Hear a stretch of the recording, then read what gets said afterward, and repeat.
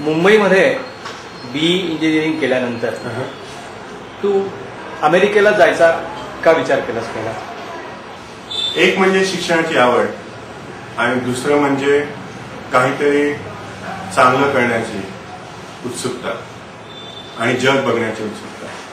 एक मोठा रिसर्च होण्याचा, जगप्रसिद्ध जागेवर रिसर्च करण्याचा एक उत्सुकता आणि इम्पॉर्टन्स बेसिकली याच्यासाठी.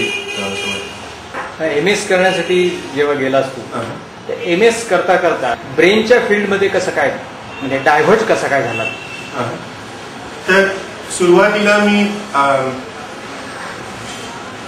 कम्प्युटर सायन्समध्ये रिसर्च करत होतो आणि त्याच्यामध्ये रिसर्च करता करता तिकडच्या एका हॉस्पिटलमध्ये काम करायला लागलो, लोकल हॉस्पिटलमध्ये. आणि तिथे कळालं की कम्प्युटर्सची मेडिसिनमध्ये ऍप्लिकेबिलिटी खूप आहे आणि कम्प्युटरचा वापर मेडिसिनमध्ये केला तर डायग्नोस्टिक, ट्रीटमेंट किंवा ड्रग्स नवीन तयार करण्यावर भरपूर फायदा होतो. कॅन्सरवर रिसर्च केला की त्याप्रमाणे लंग कॅन्सर होतो खूप लोकांना, US मध्ये होतो, भारतामध्ये होतो. मेजर प्रॉब्लेम लंग कॅन्सरमध्ये असं होतं की ट्रीटमेंट कशी होती, किती ट्रीटमेंट द्यायची आणि कशी द्यायची रेडिएशनची. हे खूप कॉम्प्लिकेटेड गोष्ट असते आणि डॉक्टर करतात, पण कम्प्युटरचा वापर कसा केला जातो त्यामध्ये, मेडिकल इमेजिंग घेऊन त्याचा कम्प्युटरचा वापर कसा होतो.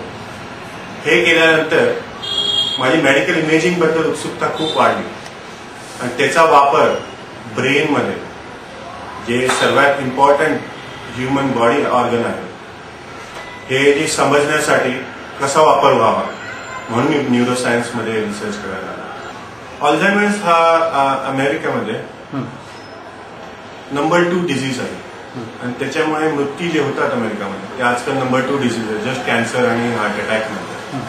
आणि अल्झायमर्स असोसिएशन एक मोठी संस्था आहे नॉर्दर्न अमेरिकामध्ये आणि ती संस्था, आणि अल्झायमर्सचा एक मोठा प्रॉब्लेम आहे की त्याची नाही डायग्नोसिस आहे, नाही ट्रीटमेंट आहे किंवा नाही काय उपचार आहे त्याच्यावर. तर अल्झायमर्स असोसिएशन एक प्रायव्हेट मोठी इन्स्टिट्यूशन आहे, नंबर 1 इन्स्टिट्यूशन आहे. ती काय करते की फंड्स गोळा करते आणि अल्झायमर्स असोसिएशन जे लोक रिसर्च करतात US मध्ये त्यांना अवॉर्ड देते की त्यांना पैसे देते की रिसर्च करण्यासाठी. आणि प्रत्येक वर्षी जे अख्ख्या नॉर्दर्न अमेरिकामध्ये जे रिसर्च होतो त्याच्यामुळे सर्वात चांगला रिसर्च जो करतो त्यांना अवॉर्ड दिला जातो प्रत्येक वर्षी की तुम्ही खूपच चांगला रिसर्च करता. आणि तो अवॉर्ड मला मिळाला होता 2008 साली. हा जो आजार आहे हा जगात नव्हे, आता भारतात पण आलेला आहे. याचं प्रमाण का वाढतंय असं तुझ्या मते? एक म्हणजे लाईफ एक्सपेक्टन्सी म्हणून जी असते ती वाढतीये. अल्झायमरचा सर्वात मोठा रिस्क फॅक्टर आहे वय. जसं माणसाचं वय वाढत जातं तसं ब्रेनची एनर्जी आणि त्याचं जे डेव्हलपमेंट असतं ते ब्रेकडाऊन व्हायला चालू होतं आणि सर्वात मोठा डिझीज ते ब्रेकडाऊनमुळे होतो. सर्वात मोस्ट कॉमन डिझीज जो होतो तो एक अल्झायमर्स डिझीज आहे. त्याच्यामुळे तुमचं मेमरी लॉस होतो, प्लॅनिंगमध्ये प्रॉब्लेम होतो, तुमचं स्पीचमध्ये प्रॉब्लेम होतो.